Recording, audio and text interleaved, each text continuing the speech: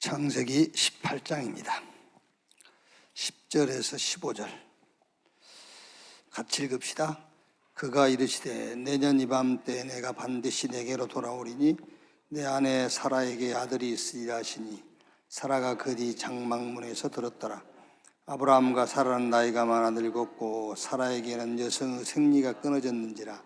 사라가 속으로 웃고 이르되 내가 노쇠하였고 내 주인도 늙었으니 내게 무슨 즐거움이 있으리요. 여호와께서 아브라함에게 이르시되 사라가 왜 웃으며 이르기를 내가 늙었거늘 어떻게 아들을 낳으려 하느냐. 여호와께 능하지 못한 일이 있겠느냐. 기한이 이를 때에 내가 내게로 돌아오리니 사라에게 아들이 있으리라. 사라가 두려워서 부인하여 이르되 내가 웃지 아니하였나이다. 이르시되 아니라 내가 웃었느니라.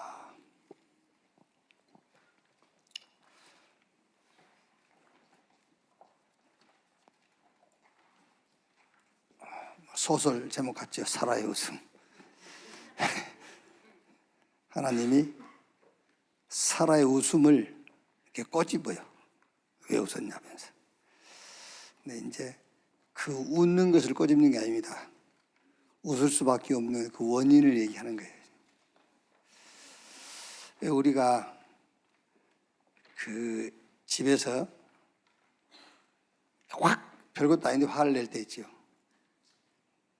그러면 별것도 아닌데 화를 내니까 왜 화내냐고 그러겠단 말이야. 근데 그게 그것 때문에 화낸 게 아닙니다. 쌓였던 거예요.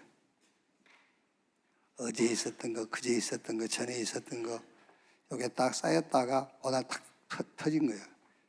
근데 당사자는 그것만 생각하는 겁니다. 별것도 아닌데 왜 그러지? 전에 별거 아닌 게 있었단 말이에요. 그게 이제 화낸 사람 컨디션에 따라서 그게 이제 나오는 거예요. 이제 사라가 웃었는데 하나님 지금 웃음을 얘기하는 게 아닙니다. 마지막에 보기로 하고요.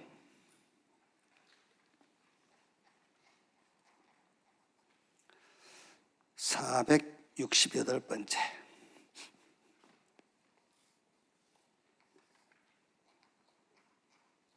신앙 고백으로 할까 신앙 양심으로 할까 하다가 신앙 고백으로 했어요. 창세기 14장 17절에서 20절 11조에 대한 얘기죠. 아브라함이 전쟁에 승리하고 전리품 가운데서 얻은 것의 10분의 1을 멜기세덱에게 이렇게 드리는 11조는 얻은 것의 10분의 1을 하나님께 드리는다고 생각하니까는 그게 결단을 못하는 겁니다. 하나님께 드리는 게 아니고 하나님의 일에 드리는 거예요. 그러면 여러분, 내가 11조를 안 하면 하나님의 일이 안 돼요. 큰 범죄가 그게요. 하나님의 일에 드리는 거예요. 그런데 이 11조는 율법의 그 레위지파의 목 아닙니까? 그러니까 11조의 제도가 생기기 전 11지파가 11조를 레위지파 몫으로 드리라 하는 제도가 생기기 전부터 있었어요. 그게 이제 오늘 내용 아닙니까? 아브라함의 전리품 가운데서 얻은 것의 10분의 1을 멜기세덱에게 드렸어요. 이거는 이제 율법이 생기기 전이란 말이에요. 율법이 생기기 전부터 있었던 거예요. 이 제도는요. 잘 들으셔야 돼요. 그러니까 이게 경제적으로 괜히 어려운 분 있죠. 답은 간단해요. 11절 드리면 돼. 진짜라니까. 근데 어려울수록 안 드리거든. 점점 어려워지는 거예요. 여러분 잘 생각해야 됩니다. 하나님께 드리는 것이 아니라 하나님의 일에 드리는 거예요. 그거예요. 자, 그러면 오늘 11조는 10개 중에 하나의 의미가 아니에요. 10개 중에 하나, 그게 11조 의미가 아닙니다. 모든 것이 하나님의 것이란 말이에요. 그리고 내 인생 여정이 하나님의 절대 목적을 위한 절대 계획 속에 있음을 받아들이는 그 하나님에 대한 신앙 고백이에요. 그냥 단순하게 11조가 아니라니까. 내 인생 여정이 하나님의 절대 목적을 위한 절대 계획 속에 있음을 받아들이는 거예요. 그 신앙 고백이 11조예요. 자, 그러면 여러분 11조는 다 하고 있죠? 저 지금 여러분이 자꾸 눌리면 안 돼.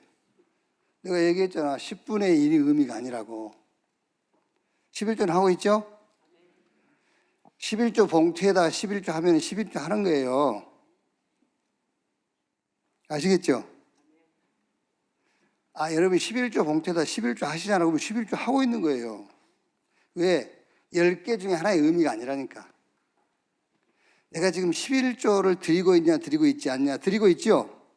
5만 원을 드리든 7만 원을 드리든 드리고 있잖아요. 그건 11조를 드리는 겁니다. 지금 그게 신앙이란 말이에요.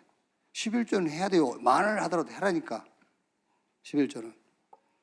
왜냐하면 내가 11조 이제 다 수전하고 나서 봉투를 보지 않습니까? 그러면 11조가 이제 이름은 안 봅니다. 액수만 보지. 그러니까 누가 얼마 한지는 몰라. 이름 가리고 보니까.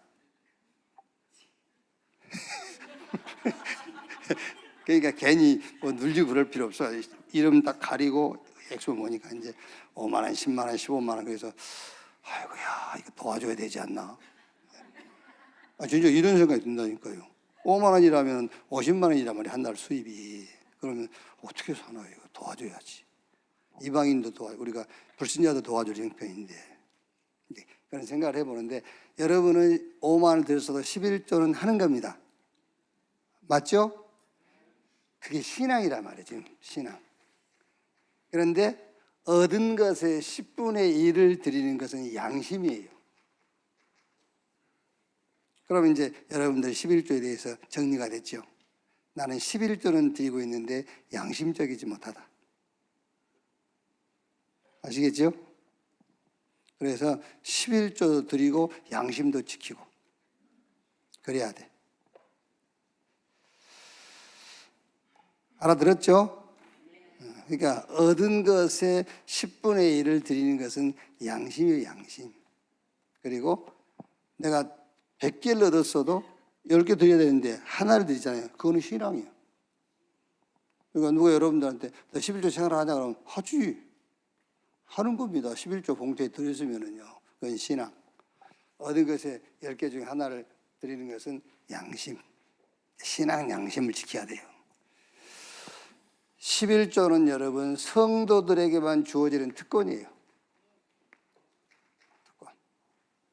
말라기서 3장 7절에서 12절 참고하시면 됩니다. 469번째.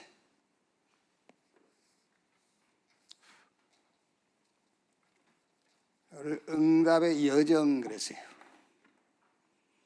창세기 15장 1절. 아브라함이 굉장히 심리적으로 정서적으로 불안정해요. 아브라함이 지금. 이유가 주변 국가들이 많잖아요. 이제 얼마 전에 전쟁도 치렀고 주변 국가들 간의 분쟁의 요소들이 계속 남아 있는 거예요. 그리고 그때는 부족 시대니까 이렇게 가족이 많아야 돼요. 근데 아브라함은 지금 아들이 없단 말이에요. 이제 자녀가 없어. 무자한 것에 대한. 그리고 응답이 계속 지연돼. 그러니까 아브라함이 굉장히 심리적으로 정서적으로 불안한 겁니다. 그때 하나님이 아브라함에게 나타나셔가지고 아브라함아, 나는 너의 방패요 지극히 큰 상급이니라. 나는 내 방패고 네가 받은 복이 크다. 그 얘기를 한 겁니다. 그 복이 바로 아브라함이 복음화 세계화의 시조가 된 겁니다. 이게 아브라함이 받은 복이 큰 거예요. 복음화와 세계화의 시조예요. 원조. 저는 지금 예를 들어서 우리 RBS 견학 오고 하잖아요. 이렇게 이제 속으로 잘 보고 가서 잘 하세요 그러는데 잘 안 될 거다 속으로. 왜냐? 시조가 받은 복이 있는 거예요. 처음 시작한 사람이 받은 복이요, 그게 시조. 또 약속이 응답이 지연되는 게 아니에요. 아브라함 자꾸 응답이 지연된다고 하지만 응답이 지연된 것이 아니고 하나님의 방식으로 이루어가는 거예요. 아시겠죠? 여러분이 뭘 놓고 기도하고 언약 안에서 딱 붙잡았는데 이루어지지 않는다. 안 이루어지는 게 아닙니다. 내 방식으로 생각하니까 그래. 하나님의 방식으로 이루어가는 거예요. 쭉 우리가 아브라함 갈대아 우르에서의 언약, 그래서 그 언약 붙잡고 갈대아 우르를 떠나서 애굽에 갔는데 기근, 가나안 갔는데 기근. 그러니까 또 이제 아브라함이 저 애굽으로 회항하잖아요. 회항과 거기서 수치, 자기 부인 뺏겨버렸다니까. 그래서 수치. 그 다음에 이제 거기서 많은 재물을 얻어가지고 나오지요. 뭐 때문에 애굽 왕이 바로 아브라함한테 많은 재물과 종까지 붙여줬다니까. 그때 얻은 그 종이 하갈이요. 애굽에서 왕이 그 준 거요. 종도 주고 다 줬다니까요. 그래가지고 이제 혈육 간의 갈등, 좀 재산이 늘어나니까 갈등이 오죠. 그러다가 이제 전쟁에 가서 승리하고 이스마엘 출생과 가정의 위기, 또 이삭 출생. 그 다음에 이제 모리아산에서 이제 언약. 이게 이삭 대신 순양의 비밀과 첫 언약을 다시 다지는 거죠. 이제 모리아산에서. 주님이 지금 저와 여러분을 세우신 자리 있잖아요. 그 자리. 그 자리가 나를 복음화, 세계화, 제자화 시키는 응답의 자리예요. 그러니까 절대 망대를 세우는 응답의 여정이다. 지금 그 자리가. 하나님이 아브라함에게 약속하신 대로 바로 주셨으면 좋은데 이런 여정은 다 통과시키고 나서 주셨다니까. 그게. 그래서 지금 내가 원하거나 또 하나님이 약속하시던 그것이 쉽게 이루어지지 않는 자리에 지금 내가 있다 할지라도 그게 응답의 여정이다. 이렇게 확신하면 돼요. 응답의 여정을 하는 거예요, 지금.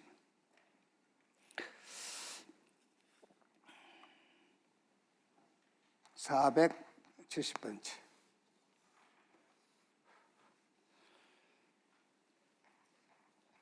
그것도 절대 응답이다. 그것도. 그 이제 여러분이 왜 대화하다 보면은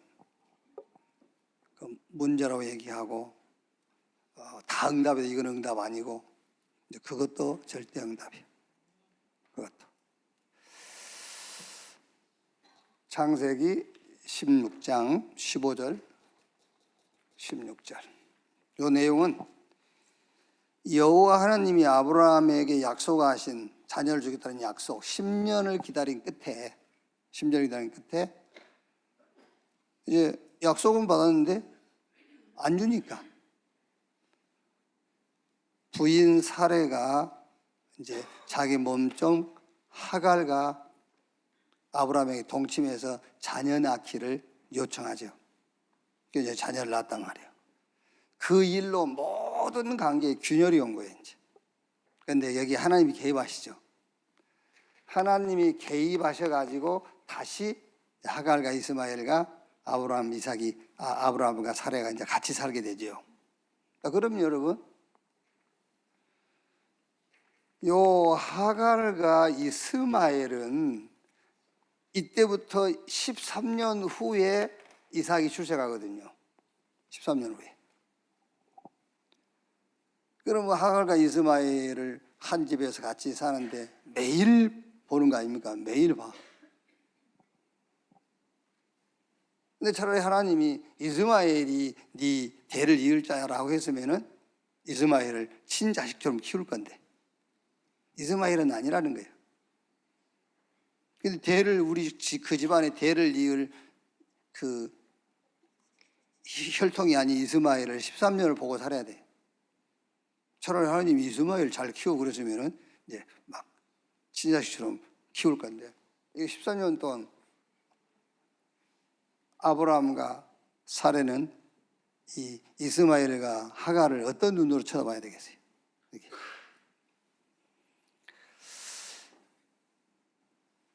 이때부터서 이스마엘과 하갈은 하나님이 아브라함과 사레에게 약속하신 그 약속을 누리는 대상이 되는 거예요. 이거 볼 때마다. 그리고 그 약속을 기다리는 현장이에요. 이걸 보면서. 그리고 이걸 보면서 하나님의 언약에 도전하는 거예요. 우리의 조급함과 인본주의 때문에 일어난 증거들, 그걸 평생 하나님의 언약을 누리고 기다리고 그 언약에 도전하는 이정표로 딱 삼으셔야 돼요. 그렇게 되면 그것 또한 절대 응답이다 그 말이에요. 그렇죠. 우리가 뭐 3기 하자 6.25 그러잖아요.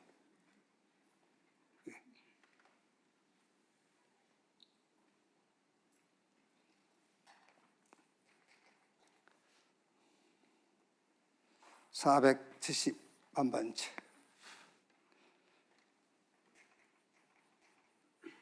전능의 결말. 창세기 17장 1절에 아브라함이 99세 때 여호와께서 아브라함에게 나타나서 그에게 이르시되 나는 전능한 하나님이라 너는 내 앞에서 행하여 완전하라 그랬죠. 전능의 결말 그리스도. 그래서 하나님의 전능하심의 결말이 뭐냐? 그리스도예요. 그리스도를 우리에게 주심이 없었다면 하나님은 전능한 분이 아니죠. 하나님이 아브라함에게 나는 전능한 하나님이라. 그리스도가 빠진 지식은 그거는 무식입니다. 무지요, 무지.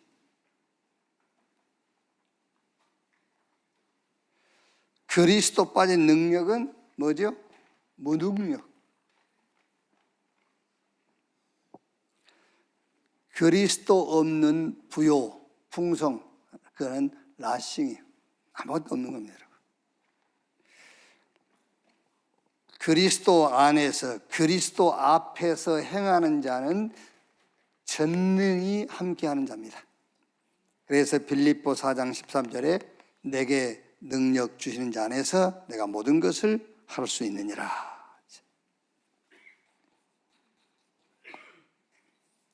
472번째 새 이름. 창세기 17장 4절에서 5절 아브라함을 아브라함이라 이렇게 이름을 바꿔주죠. 또 사레를 사라라. 그러니까 아브람 한 집안의 아버지에서 아브라함 열국의 아버지 이렇게 이름을 바꿔주죠.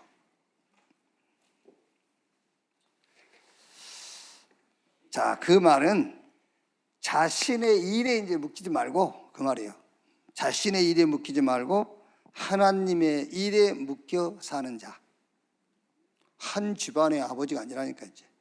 너는 아브라함이야. 열국의 아비야. 네 개인의 일에 묶여 사지 말고 하나님의 일에 묶여 사는 자. 그래서 제자들 부르실 때 마태복음 4장 19절 나를 따라오너라. 그 제자들의 배와 그물을 버려두고 예수를 따르니라. 함께 있게 하며 또 전도도 하며 귀신을 쫓아내는 권세도 있게 하려 함이니라. 그 전에는 이것하고 아무 상관없어요. 그렇죠? 그 전에는 자기 일에 묶여 사는데 뭐 귀신 쫓아내고 또 전도도 하고 뭔가 그게 관계 있어요? 아무 관계가 없지. 사도행전 9장 15절에는 특히 바울을 부르시면서 내 이름을 이방과 이스라엘과 임금들에게 전하기 위하여 택한 나의 그릇이다 그랬죠.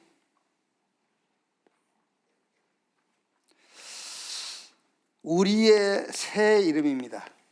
저와 여러분의 새 이름. 하나님의 구원 역사, 세계복음화죠. 그러니까 하나님의 구원 역사를 위하여 우리는 복음을 가진 남은 자. 우리 이름이 남은 자. 어디 남시냐? 노아서 11장 5절의 남시. 11장 5절에 지금도 은혜를 따라 남은 자가 있느니라 그랬어요. 그 남시요.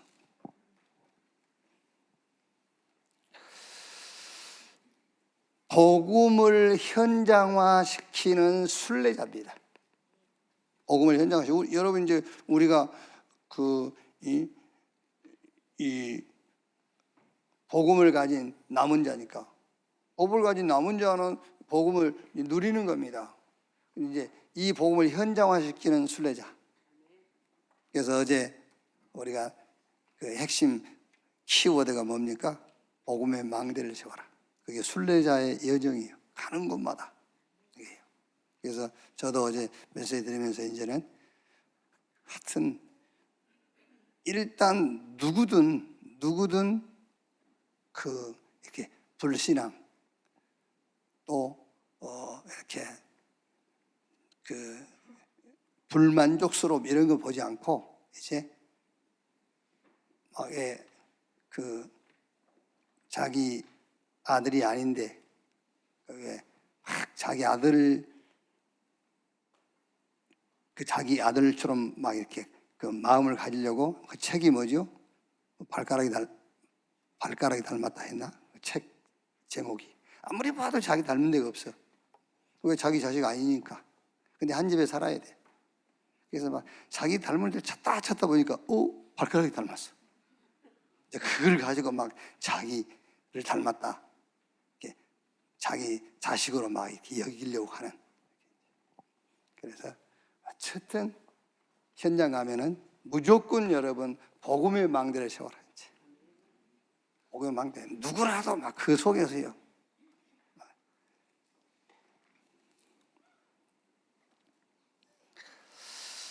그리고 우리 이름은 이 복음을 세계화시키는 정복자.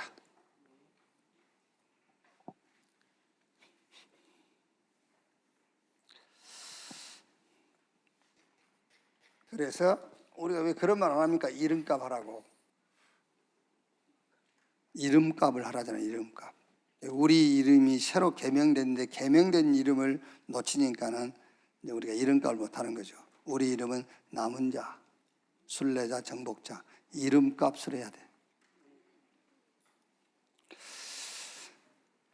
자, 여기는 이제 할례죠. 할례.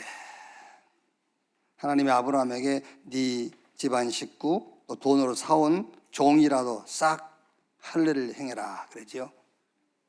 창세기 17장 9절에서 14절. 할례는 남자의 생식기 포피를 제거하는 육체의 할례를 얘기하죠. 그래서 그 할례를 통해서 그 표시가 이제 하나님과의 언약에 대한 증거가 되는 거죠. 그런데 인간 문제는 행위를 따라서 온 게 아니죠. 영을 따라 온 거란 말이에요. 그래서 육체의 할례가 아닌 영과 마음의 할례를 해야 돼. 왜냐하면 육체의 행위를 따라왔으면 육체의 할례를 통해서 하나님의 언약이 완성이 되잖아요.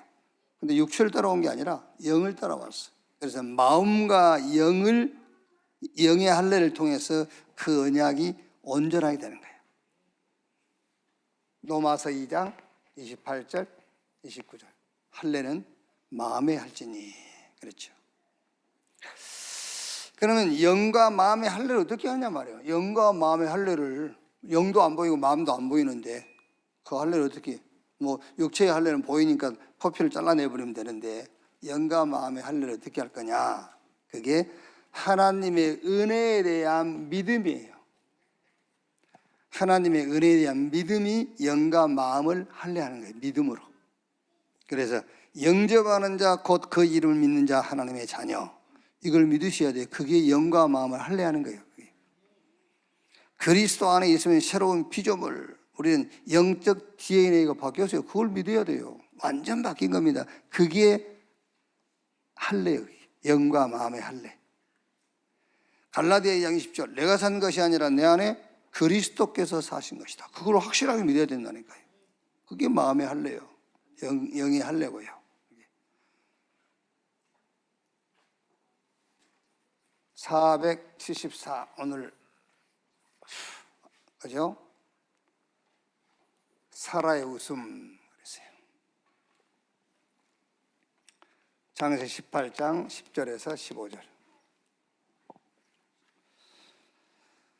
절대 불가능한 약속을 하시죠, 하나님이요. 절대 불가능한 일에 대해서 절대 가능케 될 약속을 하시죠. 18장 10절 11절에 그가 이루시되 내년 이맘때 내가 반드시 내게로 돌아오리니 내 안에 사라에게 아들이 있으리라 하시니 사라가 그 뒤 장막문에서 들었더라. 아브라함과 사라는 나이가 많아 늙었고 사라에게는 여성의 생리가 끊어졌는지라. 그러니까 절대 불가능한 거죠. 여기다가 절대 가능케 될 약속을 해요. 18장 14절에 여호와께 능하지 못한 일이 있겠느냐. 기한이 이를 때 내가 내게로 돌아오리니 사라에게 아들이 있으리라. 이 말을 듣고 여러분 같으면 안 웃겠어요. 그죠? 하나님이 나타나셔가지고 배윤숙 전도사 하게 한번 가능하겠네 뭐. 근데 지금 사라 몇 살입니까? 90살에 아브라함 99세 100살. 이 말을 듣고 사라가 18장 12절에 사라가 속으로 웃고 이르되 내가 노쇠하였고 내 주인도 늙었으니 내게 무슨 즐거움이 있으리요. 웃는 겁니다. 근데 이 사라의 웃음에 대해서 여호와 하나님이 짚고 넘어가잖아요. 꼬집고 짚고 넘어가요. 18장 13절에 여호와께서 아브라함이 이르시되 사라가 왜 웃으며 이르기를 내가 늙었거늘 어떻게 아들을 낳으리요 하느냐. 또 15절에 사라가 두려워서 부인하되 내가 웃지 아니하였나이다. 이르시되 아니라 네가 웃었느니라. 자, 여기서 전달해야 될 메시지가 사라의 웃음의 근원지입니다. 사라의 웃음의 근원지가 많은 생각이에요. 사라가 웃는 게 많은 생각. 그러니까 생각해 보니까 웃음이 나온 거예요. 그렇지 않겠습니까, 여러분? 아니 바로 김인숙 권사한테 하나님이 야, 내년 이맘때 네가 강식이 동생을 낳을 거야. 그러면 거기서 그냥 아멘 그러면 되는데 많은 생각해 본 거예요. 누구지? 남편 준학철이 생각을 해보고 막 많은 생각을 해보니까 웃음이 나오지가 참네 이렇게 이제 웃음의 근원지가 생각이다. 생각. 하나님이 하시는 일은 우리의 많은 생각을 필요로 하지 않아요. 하나님의 일이 나의 생각이 되고 기도가 되는 거예요. 하나님의 일 자체가 곧 내 생각이 돼야 돼. 내 생각이 되니까 웃음이 나오는 거지. 세계보고 막 웃기잖아요, 지금요. 그죠? 무섭지. 많은 생각을 해보니까 이건 내가 지금 학령 국절인데 내가 지금 나이가 몇 살인데 웃음이 나오지. 많은 생각을 하니까.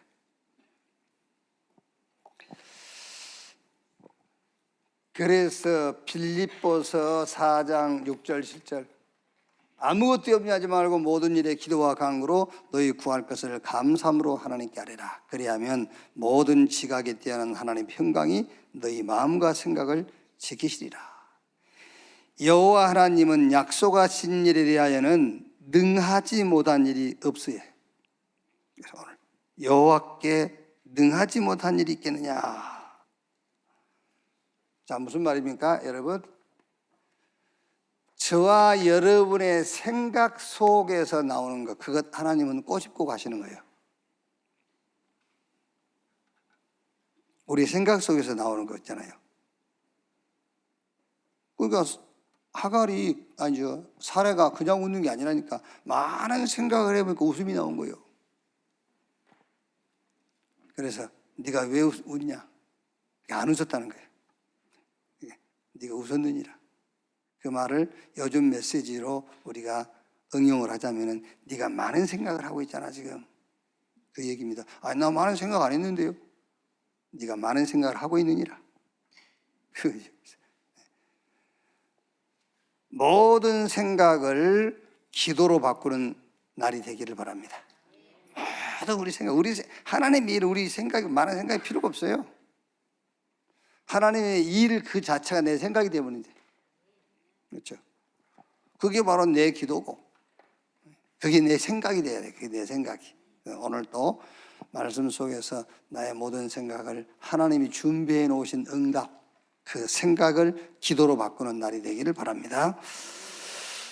주기도문으로 마치겠습니다. 하늘에 계신 우리 아버지여, 이름이 거룩히 여김을 받으시오며 나라에 임하옵시며 뜻이 하늘에서 이룬 것 같이 오늘날 우리에게 일용할 양식을 주옵시고 우리가 우리에게 죄 지은 자를 사해 준 것 같이 우리 죄를 사해 주옵시고 우리를 시험에 들지 말게 하옵시며 다만 악에서 구하옵소서. 대개 나라와 권세와 영광이 아버지께 영원히 있사옵나이다. 아멘.